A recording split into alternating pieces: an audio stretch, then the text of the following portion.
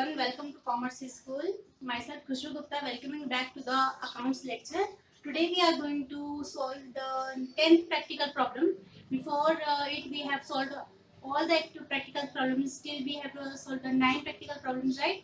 And the basics I have uploaded in the 3 parts. Okay, then watch it. And then today we are going to solve the 10th practical problem.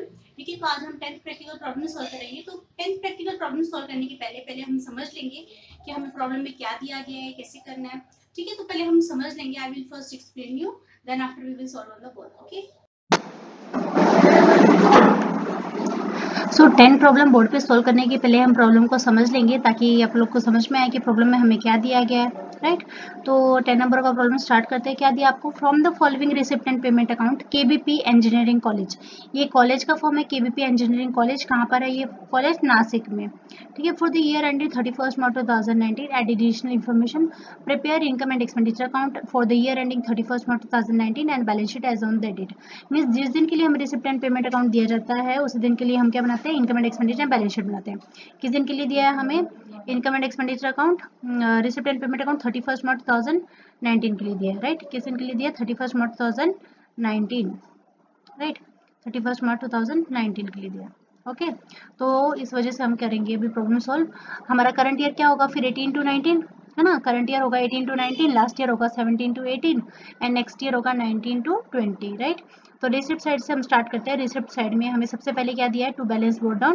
Balance brought down में हमें क्या दिया? Cash in hand and cash at bank, जो कि किधर भी record नहीं करते। क्यों रिकॉर्ड नहीं करते? क्योंकि इस साल का हमारा ओपनिंग है, जो कि पिछले साल का क्या था? क्लोजिंग था। तो हम ये जो बैलेंस शीट और इनकम एंड एक्सपेंडिचर अकाउंट बनाते हैं वो इस साल के लिए बनाते हैं, है ना। इस वजह से ये किधर भी रिकॉर्ड नहीं होगा। उसके बाद आएगा इंटरेस्ट। इंटरेस्ट तो बार बार का इनकम है ना। रिवेन्यू रिसिप्ट, इस वजह से वो किधर जाएगा? इनकम में जाएगा। फिर आता है सब्सक्रिप्शन। सब्सक्रिप्शन भी इनकम में आएगा और उसके ऊपर सेकेंड नंबर का एडजस्टमेंट है। ये देखो, सब्सक्रिप्शन पर सेकेंड नंबर का क्या है? एडजस्टमेंट है ना। मतलब क्या है इसका? सब्सक्रिप्शन हमें कितना मिला? इनकम में आएगा। सब्सक्रिप्शन कितना मिला? 28,300 सब्सक्रिप्शन मिला और अभी भी 5,300 रुपये का सब्सक्रिप्शन मिलना बाकी है। एक तो हम इनकम साइड में सब्सक्रिप्शन लिखेंगे और उसके अंदर ये 5,300 जाके ऐड कर देंगे और इनका टोटल किधर आएगा? आउटर कॉलम में आएगा। और जो भी पैसा मिलना बाकी है, मिलना बाकी मतलब रिसीवेबल है, तो हम किधर लिखेंगे? वो एसेट साइड में, राइट। उसके बाद क्या दिया आपको? To life membership fees. Life membership fees कितनी मिली आपको? 25,000, है ना। लाइफ मेंबरशिप फीस कितनी दिख रही है आपको? 25,000 दिख रही है ना। लाइफ मेंबरशिप फीस के लिए हालांकि हमें बताया गया है क्वेश्चन में, थर्ड नंबर का एडजस्टमेंट दी है, life membership fees are to be capitalised. लेकिन अगर आप लोगों को इसके बारे में कुछ ना भी बताया जाए तभी भी हम इसको कंपलसरी कैपिटल फंड में जाके क्या करते हैं? ऐड करते हैं। तो कैपिटल फंड में हमें क्या दिया है यहाँ पर? देखो कैपिटल फंड दिया है ना। कैपिटल फंड कितना दिया हमें? 9,47,400। ये ओपनिंग है, मतलब साल के पहले दिन हमारे पास इतना कैपिटल है, उसमें लाइफ मेंबरशिप फीस प्लस कर देंगे, अगर आपका सरप्लस आए तो वो भी प्लस कर देंगे, है ना। तो इस वजह से हमें ये जो मिलेगा वो होगा क्लोजिंग बैलेंस। जो आउटर कॉलम में दिखे वो होगा क्लोजिंग। तो ये क्वेश्चन मार्क यहाँ पर दिया है, तो क्वेश्चन मार्क हमें कैलकुलेट करने के बाद मिलेगा। Okay, donations. डोनेशन कितनी मिली आपको? 7 लाख, है ना। डोनेशंस पर हमें क्या बताया है? फर्स्ट नंबर के 50% of the donations are for building fund. उसमें से 50% डोनेशन मतलब आधा डोनेशन तो बिल्डिंग फंड के नाम का है and the balance is to be treated as the revenue income. Building fund मतलब बिल्डिंग फंड किधर लिखेंगे? हम असेट साइड में लिखेंगे बिल्डिंग फंड, है ना। और उसके अंदर उन्होंने इंस्ट्रक्शन क्या दिया हमें कि आधा डोनेशन बिल्डिंग फंड में जाके ऐड करना है और बाकी का डोनेशन किधर लिख देंगे? हम इनकम में लिख देंगे। Okay, I am repeating. ये जो हमें डोनेशन दिया है, डोनेशन 7 लाख है, लेकिन उसके लिए फर्स्ट नंबर का एडजस्टमेंट है कि 50% of donation are for building fund.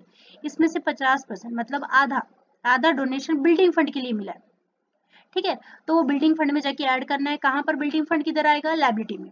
Building fund में जाके ऐड करना है। तो बाकी का बचा जो बाकी का जो आधा बचेगा, मतलब उन्होंने बताया भी है उसके लिए भी, balance is to be treated as revenue income. तो बाकी का जो बचेगा 3,50,000 वो हम किधर लिख देंगे?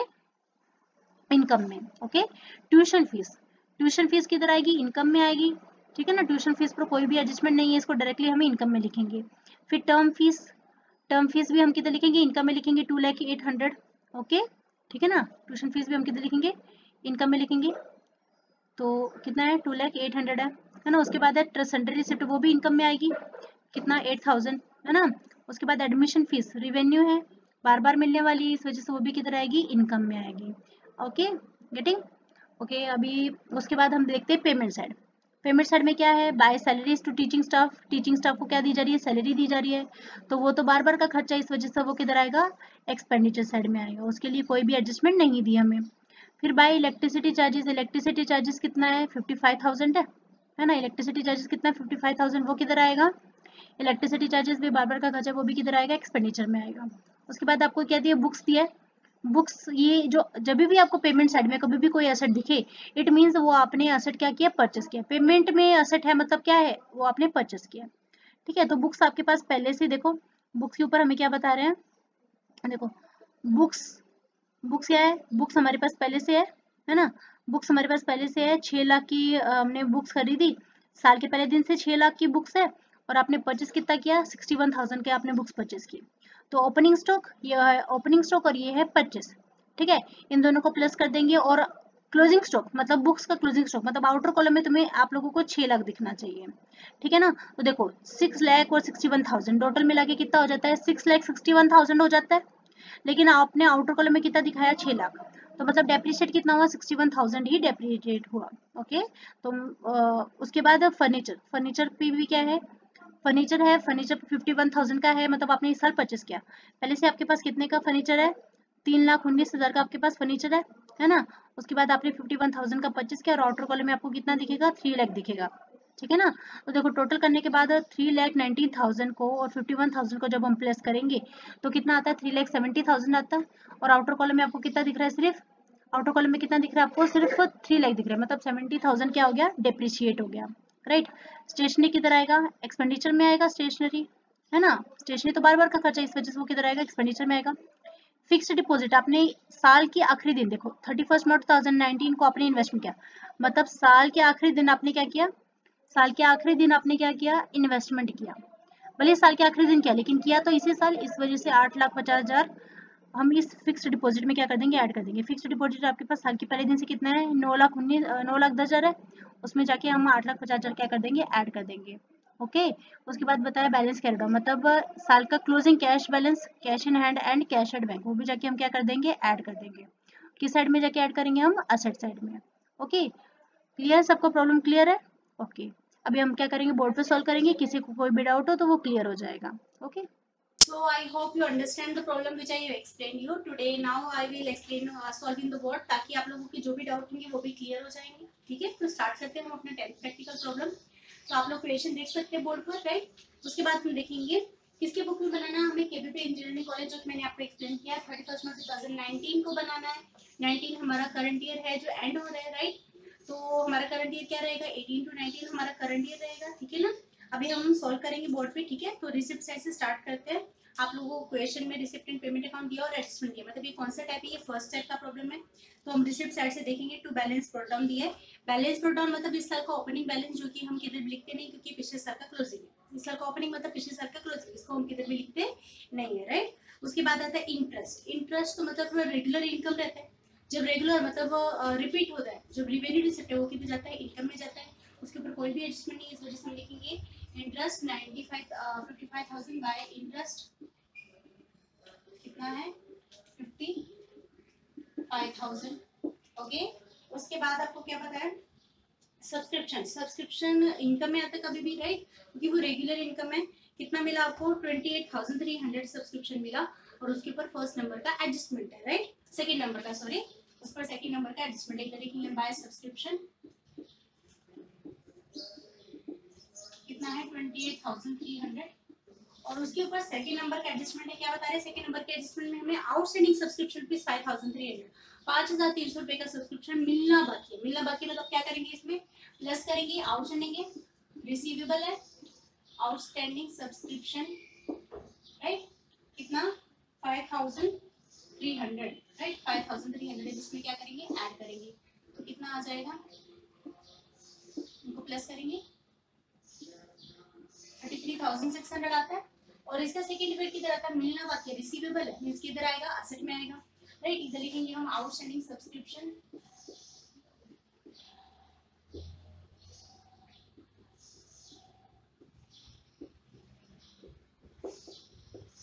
राइट, ओके, लिख दिया। अभी हम देखेंगे उसके बाद लाइफ मेंबरशिप फीस मैंने आपको बताया था, लाइफ मेंबरशिप फीस कभी भी अगर आप लोगों को यहाँ लड़की यहाँ पर एडिशनल में थर्ड एडिशनल में बताया है कि लाइफ मेंबरशिप फीस को कैपिटलाइज करना है, और अगर ना भी बताया जाए ना तभी भी हम लाइफ मेंबरशिप फीस को कभी भी कैपिटलाइज ही करते हैं। What do you mean by capitalise? Capitalise मतलब करना, कैपिटल फंड में ऐड करना, ठीक है ना। आप लोगों के पास कैपिटल फंड दिया है ना, आपको एक बॉक्स दिया है, बॉक्स में आपको एडजस्टमेंट दी है ना, तो उधर कैपिटल फंड दिया है सबसे लास्ट में, इधर लिखेंगे कैपिटल फंड। कितना है कैपिटल फंड?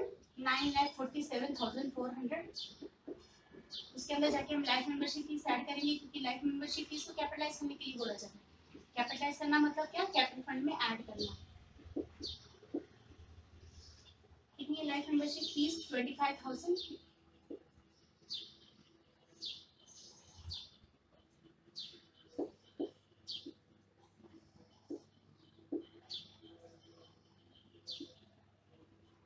ओके, ठीक है ना। उसके बाद क्या है? डोनेशन। डोनेशन कितनी है? 7 लाख है। डोनेशन फॉर फर्स्ट नंबर का एडजस्टमेंट है। क्या बताया आपको फर्स्ट नंबर के एडजस्टमेंट में? आपको बताया कि 50% donations are for building fund. कोई भी फंड हो तो वो एक स्पेशल फंड होता है, क्योंकि वो हमें पर्टिकुलर काम के लिए मिलता है, तो उसमें से आधा डोनेशन हमें बिल्डिंग के लिए मिला है और बाकी का डोनेशन हमें इनकम में दिखाना है, ठीक है। तो सबसे पहले मैं लिखूंगी बिल्डिंग फंड। बिल्डिंग फंड कहाँ पर दिया? आपको एक बॉक्स दिया, बॉक्स में जो एडजस्टमेंट दिया है तो उधर आपको बिल्डिंग फंड नजर आएगा, राइट। बिल्डिंग फंड को कभी भी कोई भी फंड हो वो स्पेशल फंड होता है, वो एक ही बार मिलेगा, वो कैपिटल रिसिप्ट इस वजह से किधर जाता है? लायबिलिटी में जाता है। ओके, तो फिर बिल्डिंग फंड कितना मिला आपको? 10 लाख मिला। और क्या बताया आपको? Donation 50% donation. डोनेशन के बारे में क्या बताया है? 50% डोनेशन है फॉर बिल्डिंग फंड, उसमें से 50% डोनेशन। यहाँ पर देखो मैं डोनेशन लिखूंगी, हमारे पास डोनेशन कितना है? 7 लाख डोनेशन है, ठीक है। 7 लाख डोनेशन, उसमें से 50% हमें कैपिटलाइज करने के लिए बोला, 50% for building fund, 50% for building fund, उसमें से 50% डोनेशन बिल्डिंग फंड के नाम का है। मतलब बाकी का बचा कहाँ दिखाएंगे? हम इनकम में दिखाएंगे, इस वजह से आधा किधर रह जाएगा? इनकम में रह जाएगा, ओके। और बाकी का ये 3 लाख को 4 किधर आ जाएगा? बिल्डिंग फंड में ऐड हो जाएगा, लेकिन प्लस 50% डोनेशन, राइट।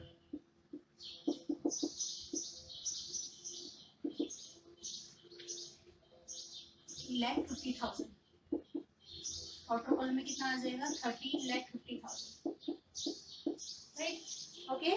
उसके बाद आपको क्या बताया? Tuition fees. ट्यूशन फीस कितनी है? 12,30,000, जो कि हमारी इनकम है, उसके ऊपर कोई एडजस्टमेंट भी नहीं है, इस वजह से वो इनकम में जाएगा बाय ट्यूशन फीस, क्योंकि हम कॉलेज की बुक में बना रहे हैं, कॉलेज में ट्यूशन फीस ली जाती है, राइट।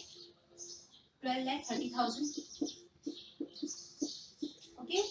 उसके बाद आपको बताया टर्म फीस। टर्म फीस कितनी है? 2,08,000, तो उस पर भी कोई एडजस्टमेंट नहीं है,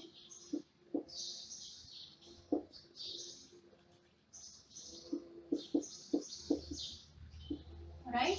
उसके बाद आपको क्या बताया? Salary receipt. हमें छोटा छोटा पैसा मिल रहा है 8,000 रुपीज, इधर लिखेंगे हम बाय सैलरी रिसिप्ट। कितना है सैलरी रिसिप्ट? 8,000 है ना, ओके। उसके बाद आपको बताया डोनेशन, एडमिशन फीस। आपको ब्रैकेट में बताया रेवेन्यू। रेवेन्यू मतलब वो हमें बार बार मिलने वाली एडमिशन फीस, इस वजह से वो 60,000 हम इधर दिखाएंगे बाय एडमिशन फीस। कितनी है? 60,000, ओके, गॉट इट। तो अभी तक हमने रिसिप्ट साइड किया विद एडजस्टमेंट, जिस पर जो एडजस्टमेंट था उसी के साथ में किया, क्लियर है इतना। तो अभी हम पढ़ेंगे पेमेंट साइड। अब पेमेंट साइड क्या देखेंगे?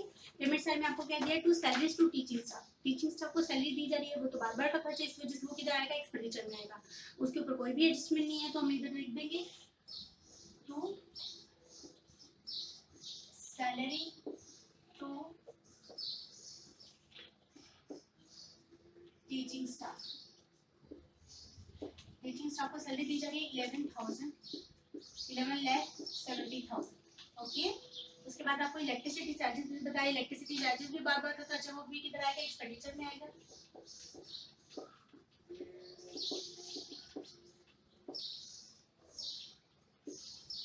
कितना? इलेक्ट्रिसिटी चार्जेस 55,000,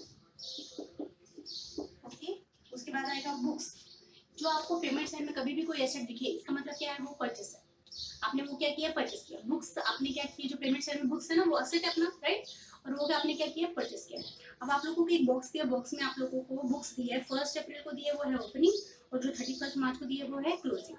ठीक है, इधर लिखेंगे हम, बुक्स को हेडिंग बना देंगे। बुक्स को मैंने हेडिंग बना दिया। सबसे पहले आप बॉक्स में देखो, बॉक्स में आप लोगों को 1 अप्रैल को जो दिया है ना वो ओपनिंग स्टॉक है हमारा, मतलब साल के पहले दिन से हमारे पास 6 लाख के बुक्स थे। इधर लिखेंगे हम by opening stock 6 lakh. Okay, 6 lakh का अपने पास पहले से ही बुक्स है। फिर आपने परचेस की, पेमेंट में दिया वो है परचेस। परचेस कितने की परचेस की आपने, 61,000 की बुक्स परचेस की।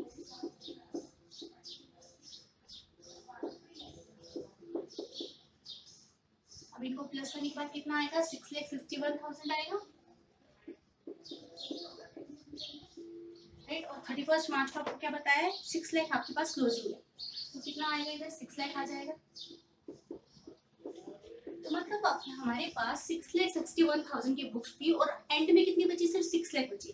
तो मतलब बाकी की गई कहाँ, वो क्या हो गया, डेप्रिशिएट हो गया। जब भी एसेट की वैल्यू कम हो जाए इसका मतलब क्या है, वो क्या हो गया, डेप्रिशिएट हो गया।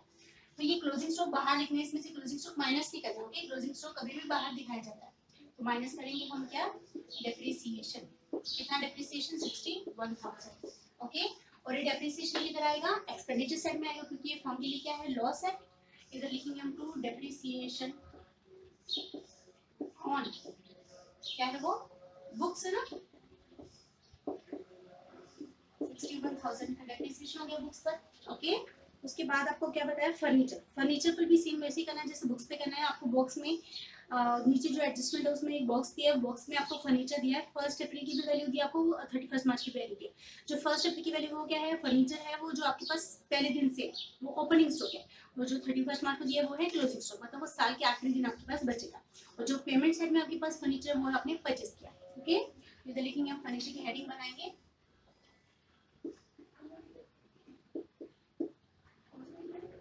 लिखेंगे हम ओपनिंग स्टॉक। जो आपको 1 अप्रैल को दिया ना वो ओपनिंग स्टॉक है, नीचे एडजस्टमेंट में 3,19,000। ओके, और आपने पेमेंट साइड में दिया है वो है परचेस। कितने का परचेस किया आपने, 51,000 का परचेस किया।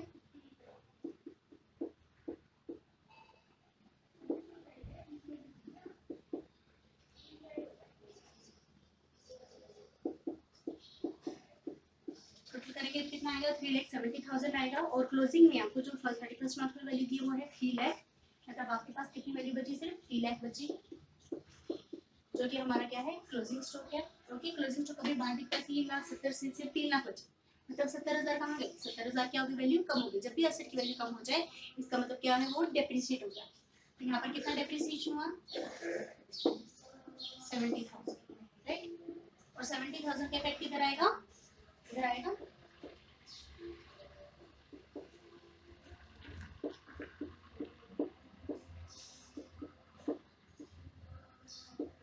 ओके, ठीक है, क्लियर। अब उसके बाद हमारे पास स्टेशनरी है। स्टेशनरी तो बार बार का खर्चा है, इस वजह से वो किधर आएगा, एक्सपेंडिचर साइड में, उस पर कोई भी एडजस्टमेंट नहीं है। तो लिखेंगे इनटू स्टेशनरी, कितना स्टेशनरी, 21,850। ओके, उसके बाद आपको बताया फिक्स्ड डिपॉजिट 31 मार्च 2019, आपने साल के आखिरी दिन, हमारे साल का आखिरी दिन है ना ये 31 मार्च 2019, इसी दिन आपने साल के आखिरी दिन फिक्स्ड डिपॉजिट किया। लेकिन किया तो इसी साल है, इस वजह से हम काउंट करेंगे। आपके पास एडजस्टमेंट में बॉक्स दिया, आपको बॉक्स में आपको फिक्स्ड डिपॉजिट दिया, 1 अप्रैल का दिया, लेकिन 31 मार्च को क्वेश्चन मार्क दिया है, राइट। तो वो क्या है, 31 मार्च को हम इनका प्लस करके निकालेंगे। जो आपके पास बॉक्स में जो 1 अप्रैल को वो आपके पास पहले से फिक्स्ड डिपॉजिट है, वो आपके एफडी पहले से है, लेकिन आपने इस साल के आखिरी दिन भी आपने एफडी की, तो दोनों को हम प्लस कर देंगे। ठीक है, तो लिखेंगे हम फिक्स्ड डिपॉजिट,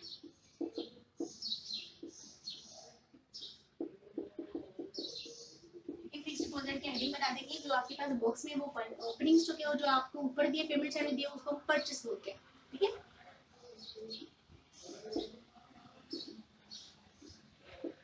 ओपनिंग स्टॉक मतलब जो आपको बॉक्स में दिया है 1 अप्रैल, वो है ओपनिंग स्टॉक। ठीक है, कितना है ओपनिंग स्टॉक आपका, 9,10,000 का आपके पास फिक्स्ड डिपॉजिट पहले से था। और फिर जो आपको पेमेंट साइड में दिया है वो आपने क्या किया, परचेस किया।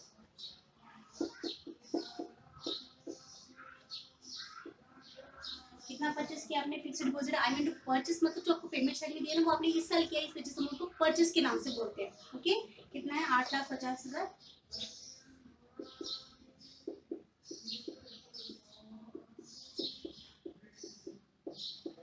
17,60,000। ओके, देन आफ्टर अब हमें बैलेंस कैरी डाउन दिया है, बैलेंस कैरी डाउन तो लिखते हैं, ब्रूट डाउन नहीं लिखते, लेकिन कैरी डाउन तो लिखते हैं। कैरी डाउन तो लिखते हैं, कैरी डाउन इस साल का क्लोजिंग है, तो इस साल का बैलेंस तो लिखेंगे ना। कैश इन हैंड कितना है, कैश इन हैंड 16,650, और कैश एट बैंक कितना है 2 लाख।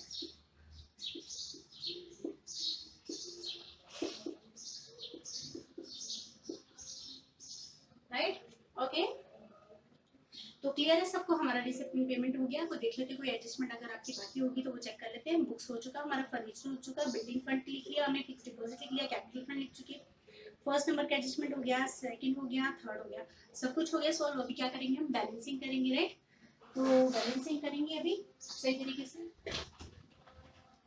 देखो, बैलेंसिंग करने के लिए क्या करते हैं, पहले हम इनकम सेट का टोटल, यहाँ का एक्सपेंडिचर सेट का टोटल करेंगे, यहाँ का बैलेंसिंग निकालेंगे, यहाँ का बैलेंस कितना जाएगा, बैलेंस शीट में जाएगा, बैलेंस शीट क्या होनी चाहिए, टैली होनी चाहिए। राइट, तो भी करते हैं।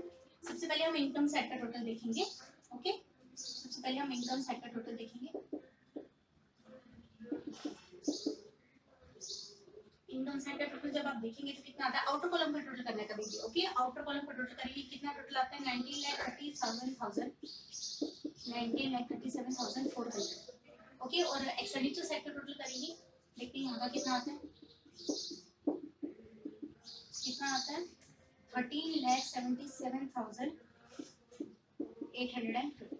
ओके, ठीक है। अभी इनकम ज्यादा है और खर्चा कम है। राइट, इनकम ज्यादा खर्चा कम है, तो ऐसी सिचुएशन को क्या बोलते हैं, सरप्लस बोलते हैं ना। इस वजह से सिचुएशन को क्या बोलेंगे हम, सरप्लस है। लेकिन सरप्लस कितना आया, इनकम कितनी ज्यादा है एक्सपेंडिचर से, वो देखना पड़ेगा ना। तो कितना है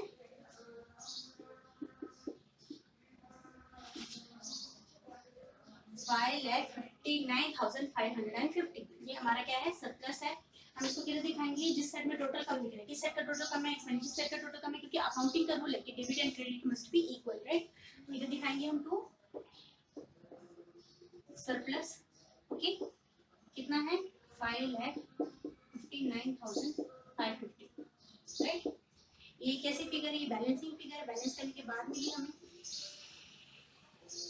ओके, अब टोटल में कितना दिखाएंगे, 19,47,400। जब लिखेंगे 19,47,400। ओके, अभी जो सरप्लस है, सरप्लस का क्या करते हैं हम, added to capital fund, capital fund में ऐड करते हैं। राइट,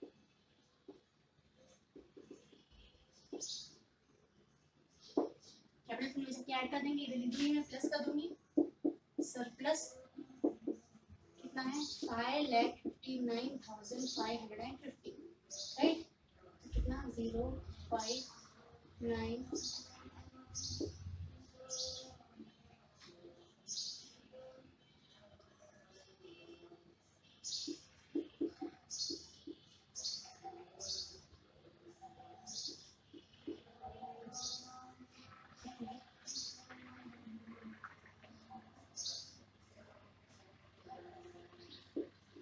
3,31,950 आता है, और यहाँ का टोटल करेंगे हम। राइट,